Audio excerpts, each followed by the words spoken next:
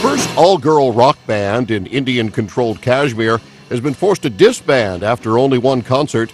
The three teenage girls say they're scared to perform following threats against them and their families. A fatwa has even been issued against them by a top Muslim cleric. The band's plight is becoming a polarizing issue in the Muslim-dominated region, where the roles of women and music appear to be at odds with traditional values. This spokesman for the state-appointed Muslim cleric who issued the edict says the girls' parents should be given guidance on how to properly introduce them to Islamic education.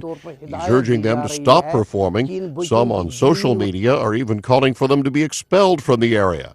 But this musician says it's a bad idea to threaten the girls, saying they have a right to express themselves. They have not made a mistake, he says.